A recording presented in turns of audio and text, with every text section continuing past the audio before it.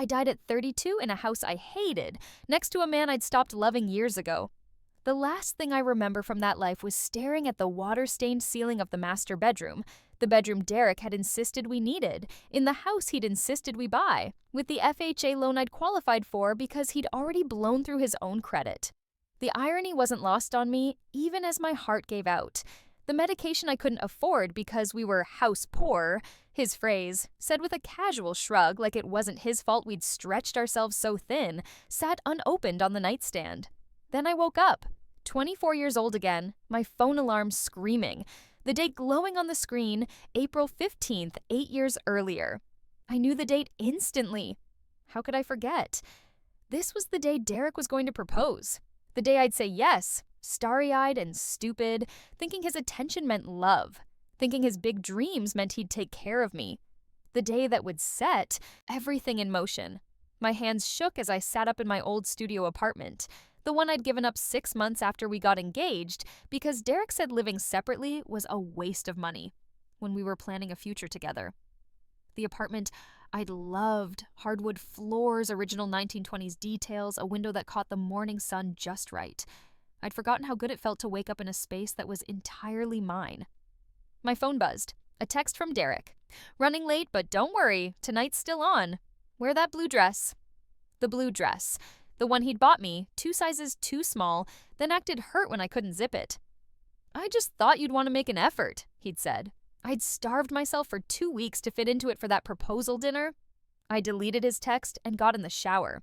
The water pressure was terrible. I'd forgotten that too, but I stood under it anyway, letting my mind race.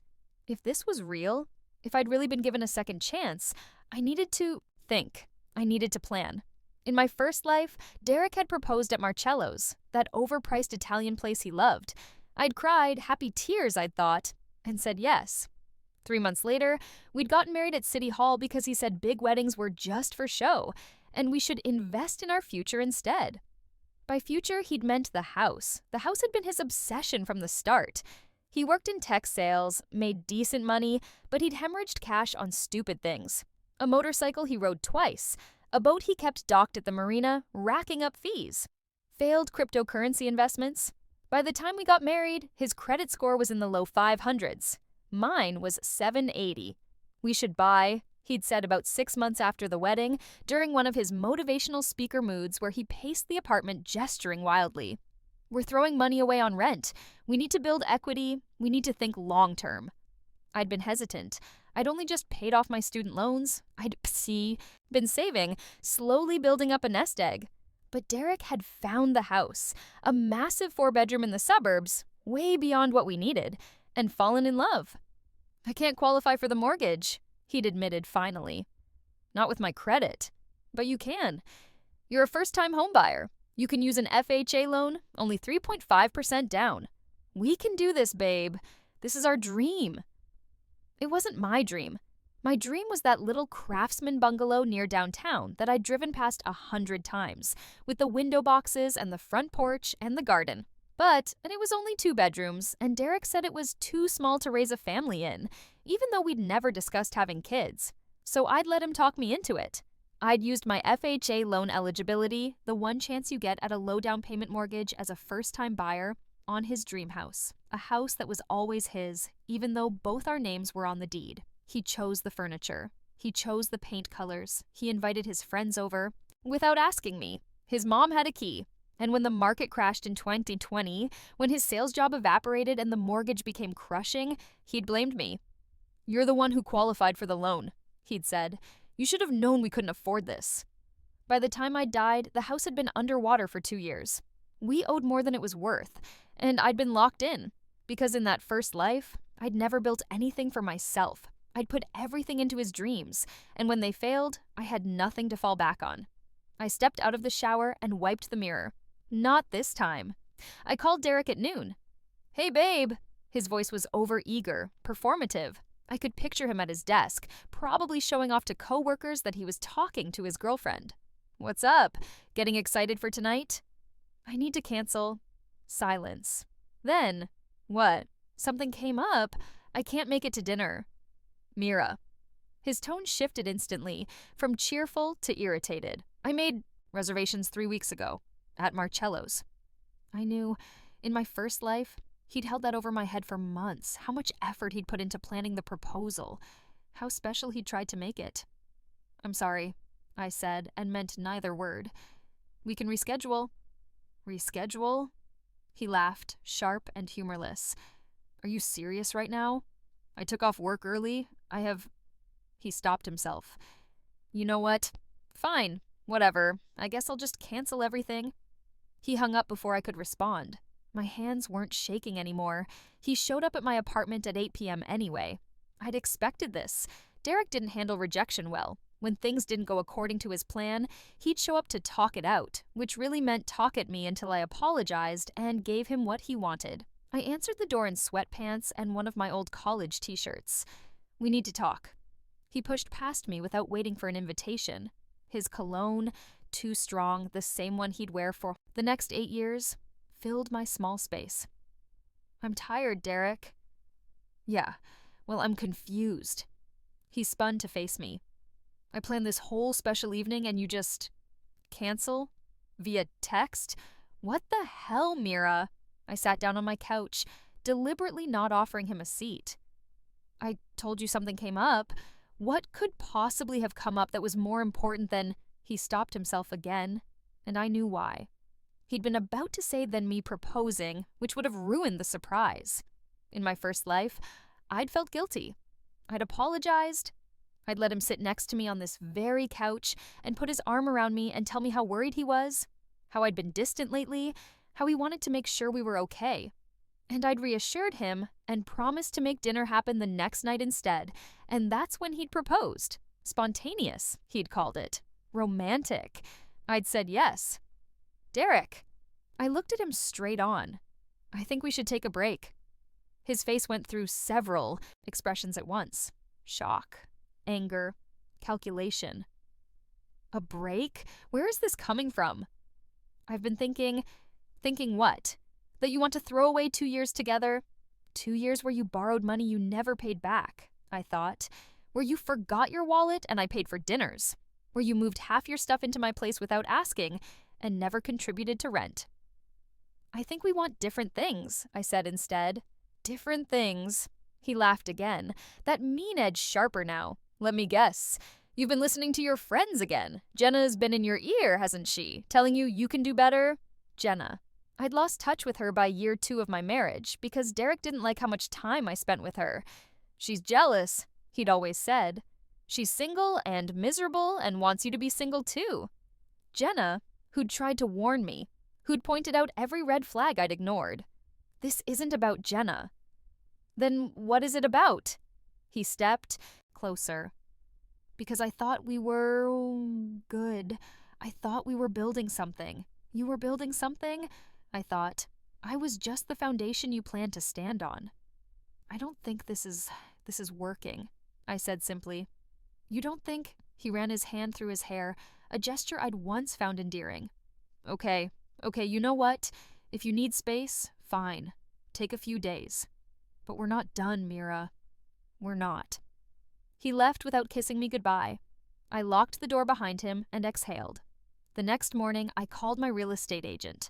Or rather, the woman who would have been my real estate agent in 3 years. Linda Chen had helped Derek and me buy the house in my first life. She was sharp, no nonsense, and had tried to talk me out of buying a house I couldn't actually afford. I'd ignored her then. Linda Chen, how can I help you? Hi, my name is Mira Santos. I'm looking to buy a house, and I was referred to you by... I scrambled for a name. By the Thompsons? Random guess. Oh, lovely. Yes, I helped them find their place in Maple Heights. What are you looking for? Something small. 2 bedrooms, preferably a bungalow or craftsman style, near downtown if possible. And I'm hoping to find something that needs work, something I can get at a good price. First-time buyer? Yes. Wonderful. FHA loan? Actually, I'd thought about this all night. I'm going to wait on using my FHA eligibility. I'm looking at this as an investment property, so I'll be going conventional. My credit score is 780, and I can put down 10%. A pause. That's very smart. Most first-time buyers burn their FHA eligibility right away and regret it later. Do you have a pre-approval? Not yet. Can you recommend a lender? She could. By the end of the call, I had an appointment with a mortgage broker for the following week. I hung up and stared at my laptop screen, at the spreadsheet I'd been building all morning. This one was different from the mental calculations I'd been doing in the shower. This one had every dollar I'd earn, every investment I'd make, every decision I'd change mapped out for the next 8 years. In my first life, I'd been passive. I'd let things happen to me. I'd trusted Derek to handle our finances, even as he ran them into the ground. I'd stayed in a job I hated because the benefits were good, and Derek said stability was important. In this life, I was going to be strategic. April 2016, the stock market was about to enter one of the longest bull runs in history. Tesla was trading at $40 a share, pre-split. Amazon was at $600. Bitcoin was $420. I had $30,000 in savings, the nest egg I'd built from years of working 2 jobs through college and being careful with money. In my first life, I'd slowly drained it, helping Derek with his emergencies, and then dumped what was left into the down payment for his dream house. This time, that money was going to work for me. Derek started calling again after 3 days. I let them all go to voicemail. He left messages that progressed from apologetic, "Hey, I think we both said things we didn't mean," to frustrated, "Mira, this is childish. Can you just call me back?" to angry, "You know what? Fine. If you don't want to talk, that's your choice. But don't come crying to me later." I didn't plan to. Jenna, when I called her, was suspicious. "You broke up with Derek?" Her voice was cautious, like she was afraid of saying the wrong thing and making me defensive. I did. "Can I ask what happened?" "I just realized we weren't right for each other." A long pause. Then, "Oh, thank God." I laughed, surprised by how good it felt. "You really hated him, huh?" "Mira, I was planning an intervention. You've been miserable for months. He treats you like a personal ATM and a therapist, and barely acts like your boyfriend. I've been biting my tongue because I didn't want to be that friend who hates your boyfriend, but you can say it. He was awful. He was the worst." She exhaled. "I'm so relieved. Are you okay? Do you want to come over?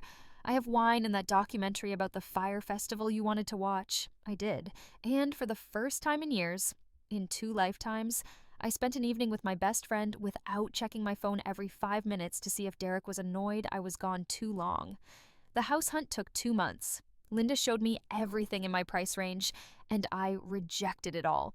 I was waiting for something specific. It appeared on the market on June 3rd. "This one just listed this morning," Linda said over the phone. "It's a 1920s Craftsman, 2-bed, 1 bath. Needs significant work. The kitchen's original, the bathroom hasn't been updated since the 70s, and it needs a new roof. But the bones are good, and the location is perfect. 3 blocks from downtown." It was my house, the one I'd driven past 100 times in my first life, the one I dreamed about while sitting in Derek's suburban McMansion. "I want to see it today."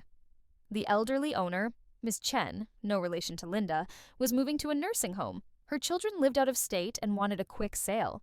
The house was listed at $185,000, underpriced for the location, even accounting for the needed repairs. I walked through it like I was visiting an old friend. The hardwood floors needed refinishing, but were solid. The built-in bookshelves in the living room still had their original glass doors.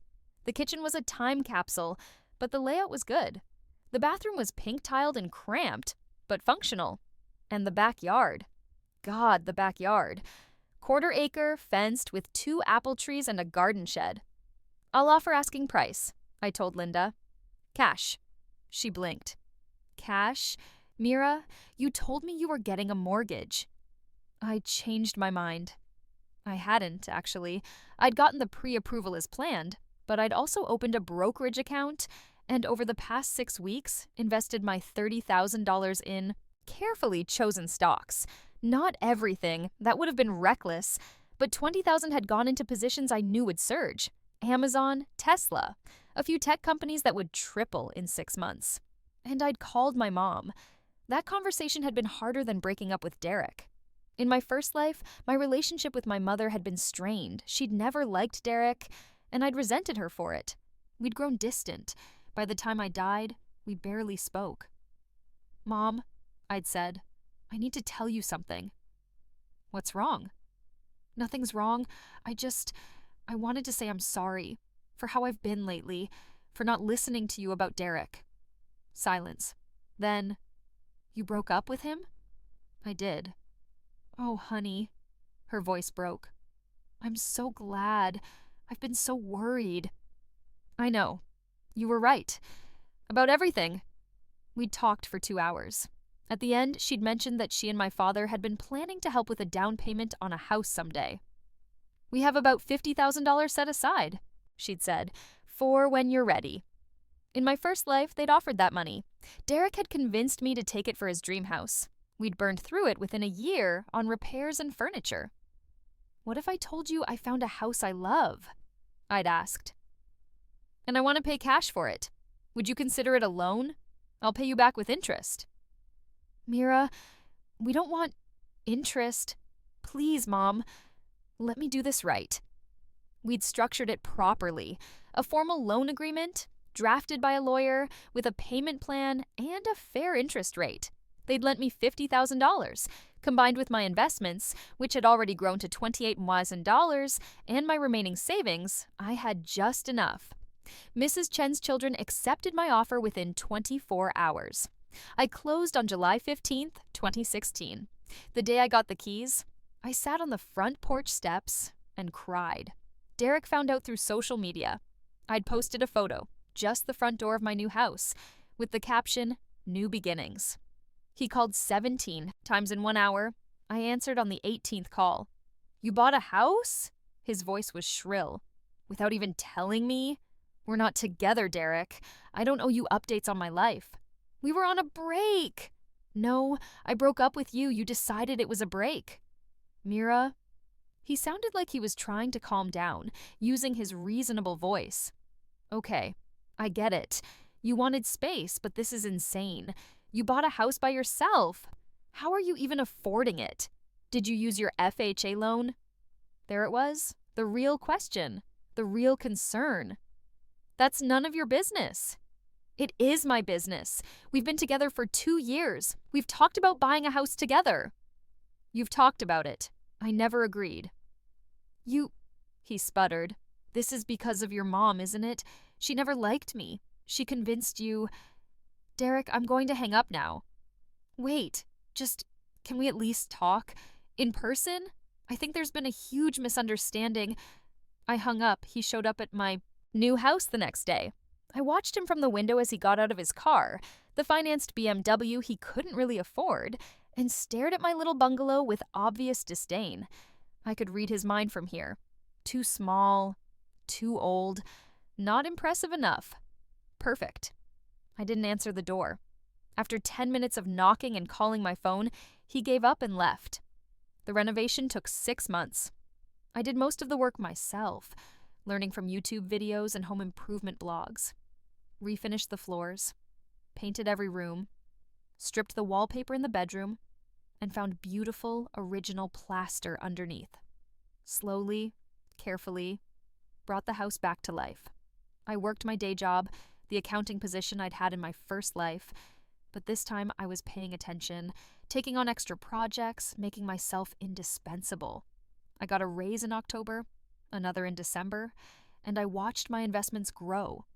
Tesla split and surged. Amazon climbed steadily. By December, my initial $20,000 investment was worth $42,000.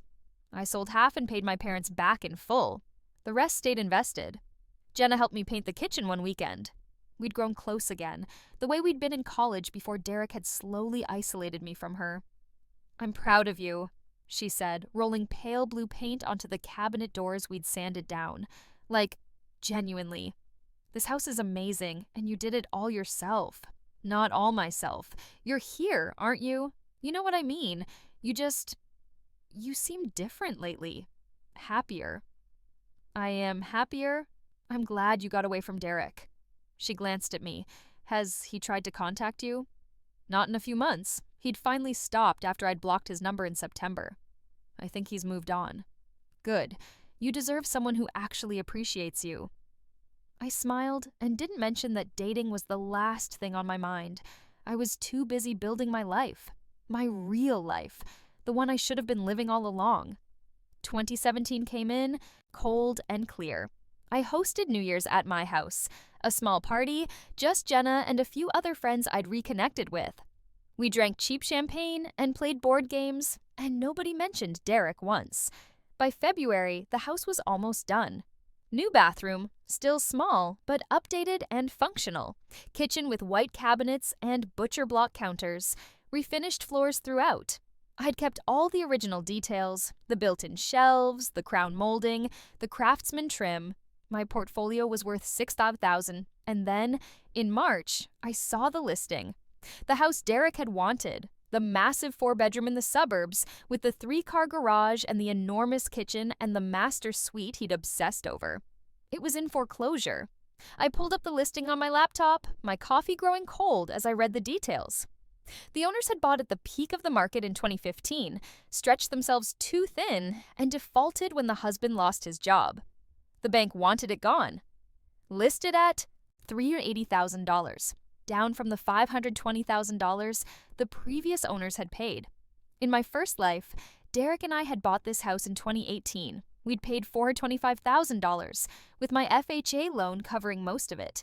We'd been underwater almost immediately when the market shifted. I called Linda. "That house in Maple Heights," I said. "The foreclosure, can you find out how motivated the bank is? Are you looking to buy another property already?" "Maybe, as an investment." The bank was very motivated. They'd had the house for 8 months. They wanted it off their books. I offered $320,000 all cash, quick close. They accepted. I didn't tell anyone what I was planning. Not Jenna, not my parents, not Linda, beyond the basics. I closed on the Maple Heights house in April 2017. Then I listed it for rent at $20,800 a month. Below market rate for the area, but enough to cover the property taxes, insurance, and maintenance, with some left over. The house rented in 2 weeks. To a young couple with a baby. The husband worked in tech. The wife was a nurse. They were responsible, grateful, and treated my investment property like it was their own. Everything Derek had wanted, the dream house, the garage for his toys, the investment in our future, was now mine. And I was profiting from it. I ran into Derek in August, downtown at the farmer's market. I was picking up tomatoes from my favorite vendor when I heard his voice. "Mira?" I turned. He looked diminished somehow. Still handsome, still well-dressed, but there was something defeated in his eyes. "Derek, hi. I didn't know you came to the farmer's market. Every Saturday?" I'd come here in my first life, too, before we'd bought the house in the suburbs and it became too far to bother. "Right. Cool." He shifted his weight. "You look good. Really good." "Thanks." I didn't return the compliment. "So I heard, through the grapevine, that you bought a house?" "I did." "That's great. Really great." He didn't sound like he thought it was great. Must be nice to have family money for a down payment. I could have corrected him, could have explained that I'd paid cash, that my parents' loan had been a small part of it, that I'd mostly funded it through smart investing, but I didn't owe him an explanation. "It worked out," I said simply. "Yeah." He laughed, bitter. "Some of us aren't that lucky. I've been trying to buy for 2 years now, but my credit's still shot. Can't qualify for anything decent." I knew that already. I'd checked his credit report, not to be creepy, but because I wanted to know if my timeline was still accurate. It was. He'd financed a motorcycle last year, missed payments, tanked his score even further. "That's tough," I said, meaning none of it. "You know, I've been thinking." He stepped closer. "About us. About how things ended. I think I could have handled it better. Derek, I'm just saying, I've grown a lot in the past year. I've been working on myself. And I miss you. I miss what we had. What we had. A relationship where I paid for everything and you criticized everything, and I slowly lost myself." "I'm seeing someone," I lied. "It's pretty serious." His face fell. "Oh, I didn't know. Why would you?" I handed the vendor cash for my tomatoes. "Take care, Derek." I walked away before he could respond. By the end of 2017, my life looked nothing like my first life. I'd been promoted to senior accountant. My salary was $85 million, more than I'd ever made before dying. My investment portfolio had grown to $125,000. My house was fully paid off, worth approximately $240,000 now that I'd renovated it. My rental property was generating passive income and appreciating in value. I was 25 years old and well on my way to financial independence. In my first life, I'd been engaged to Derek, miserable, and slowly sinking into debt. I started dating in 2018, casually. Nice men who treated me well and didn't see me as a resource to exploit. Nothing serious. I wasn't ready for serious, but it felt good to remember that I deserved respect. Jenna got engaged to her girlfriend in March. I was her maid of honor. At the wedding, dancing with people who actually liked me, I felt so far removed from the life I'd left behind that it almost seemed like a dream. Almost. The market crashed in March 2020, just like I knew it would. I'd prepared, sold off 60% of my positions in February, locked in gains, held cash. When everything tanked, I bought back in at the bottom. Tesla at $90 a share, post-split. Amazon at $1,800. Zoom, which I'd been tracking since 2019, at $120. My parents thought I was psychic. "How did you know?" my dad asked over video chat. "Everyone's losing their shirts and you're buying?" "Just lucky timing," I said. By December 2020, my portfolio was worth $380,000. I paid off my parents' mortgage as a Christmas gift. They cried. Derek resurfaced in 2021. He sent me a Facebook message. "Hey, no, this is out of the blue, but I'm in a tough spot, and I remembered you have that rental property. Any chance you have a vacancy coming up? I'd be a great tenant, and I could really use a break on the deposit." I stared at the message for a long time. In my first life, at this point in the timeline, Derek had just lost his job. The company he'd been with for 5 years had downsized. He'd struggled to find work, blown through his savings, and we'd nearly lost the house. I'd picked up extra shifts, borrowed from my parents again, sacrificed everything to keep us afloat while he complained about how unfair it all was. I checked his profile. He was still in sales, but at a different company. No mention of a girlfriend or a wife. I typed, "The rental property is occupied with long-term tenants. Best of luck with your search." I blocked him before he could respond. In 2022, I bought my third property, a small duplex near the university. I paid cash, renovated it myself over 60 months, and rented both units to grad students. Cash flow, $1,300 a month. My portfolio broke $600,000 in November. I was 30 years old, owned 3 properties outright, and had more money than I'd ever imagined in my first life. And then, in December, I saw the listing that made me laugh out loud. The house in Maple Heights, Derek's dream house, my rental property, was for sale again. Not from me, from the bank. My tenants had bought a house of their own and moved out in October. I'd been about to list it for rent when I got curious and drove by. There was a for sale sign in the yard. Bank-owned, foreclosure. I called Linda. "What happened to the house next door to my rental?" She pulled up the records. "Looks like the owner bought it in 2019, defaulted in 21, and the foreclosure just finalized. Poor guy. Bought at the peak, couldn't keep up with payments, lost everything. Do you have a name?" She did. Derek Lawson. I pulled the full story from public records. Derek had finally bought his dream house in March 2019. He'd used a subprime mortgage. His credit had improved just enough, with a 7% interest rate and a tiny down payment. He'd stretched himself impossibly thin, just like I knew he would. Then COVID hit. He'd lost his job in the first wave of layoffs in April 2020, couldn't find work for 8 months, burned through his savings, started missing mortgage payments. He'd tried to short sell in 21. The bank rejected the offer. Foreclosure proceedings began. In November 22, the bank took the house. The listing price, $295,000. I'd bought the identical house next door for $320,000 in 2017. It was now worth $450,000, conservatively. This one, Derek's former dream house, needed work. He'd deferred maintenance, probably because he couldn't afford it. The roof was bad. The kitchen appliances were cheap replacements. The yard was overgrown. I called Linda. I want to buy it. Mira, you already have a rental property on that street. I know, I want them both.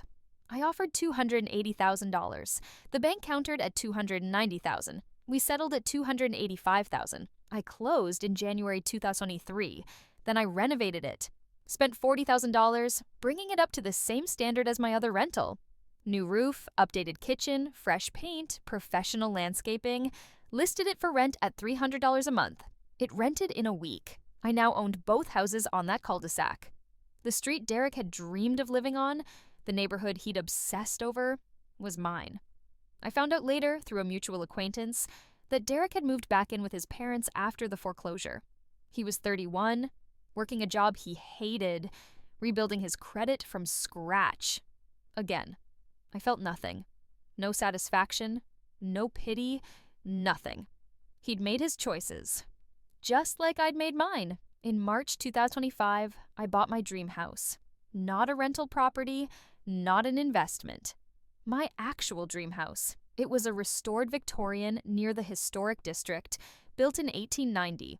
3 bedrooms, original stained glass windows, a wraparound porch, and a garden that was practically an arboretum. The previous owner had been a master gardener who'd spent 40 years cultivating roses, peonies, Japanese maples. It was listed at $675,000. I offered $650,000, all cash. The seller accepted. I sold my little craftsman bungalow, the house that had saved me, the house that had been my fresh start, for $320,000, 3 times what I'd paid for it 9 years earlier. I moved into the Victorian in May, 2 months after my 33rd birthday. The closing fell on May 15th, 9 years and 1 month after I'd broken up with Derek. 8 years and 10 months after I'd bought my first house with cash. 8 years after I'd bought his dream house out of foreclosure and turned it into my investment property. I hosted a housewarming party in June. Jenna and her wife came, my parents came, friends I'd made over the years, people who knew me as successful, independent, happy. We drank wine on the wraparound porch and watched the sunset turn the stained glass windows into kaleidoscopes of color. How does it feel? Jenna asked. Living in your dream house? I thought about my first life. The water-stained ceiling, the medication I couldn't afford, the house I'd hated, bought with the loan Derek had talked me into using. I thought about my FHA loan eligibility, still intact, unused. I'd never needed it. I'd built everything without it. It feels like winning, I said. I ran into Derek one last time in August 2025. I was at Home Depot, buying supplies for a garden project, when I saw him in the checkout line. He looked older than 33, tired. He was buying spackling paste and cheap paint. He saw me before I could slip away. Mira. He seemed genuinely shocked. Wow. Hi. Hi, Derek. I heard someone told me you bought that big Victorian on Cascade Street. Is that true? It is. He let out a low whistle. That place must have cost a fortune. It was worth it. Yeah, I bet. He gestured at his cart. I'm just fixing up a room at my parents' place. Living at home at 33? Pretty pathetic, right? I could have been kind. Could have said something encouraging. Instead, I said, You're still renting then? Yeah, can't qualify for a mortgage yet. My credit's still recovering from… He trailed off. From some bad decisions a few years back? That's tough, I said, the same meaningless phrase I'd used in 2017. You know what's crazy? He laughed, but it was hollow. I always thought we'd buy a house together someday. I had this whole vision, big place in the suburbs, room for kids, the whole American dream. I remember, I found the perfect house, exactly what I wanted, fought like hell to buy it. And then I lost everything. He met my eyes. Meanwhile, you just kept winning. I could have told him then, could have explained that I hadn't just kept winning, that I died in his dream house, miserable and broke, and been given a second chance to choose differently, that every decision I'd made had been a direct response to every mistake he'd pushed me into making the first time around, that his dream house, the one he'd lost to foreclosure, was currently renting for $3,100 a month, and I was the one collecting the checks. But I didn't owe him the story. I didn't owe him anything. Life works out the way it's supposed to, I said. Take care, Derek. I left him standing there with his spackling paste and walked out to my car, the paid-off Tesla Model 3 I'd bought in 2023. I'm 33 years old now, the age I was when I died in my first life. I own 4 properties outright, worth a combined $1.8 million. My investment portfolio just crossed $900,000. I make 6 figures from my job, plus another $8,000 a month from rental income.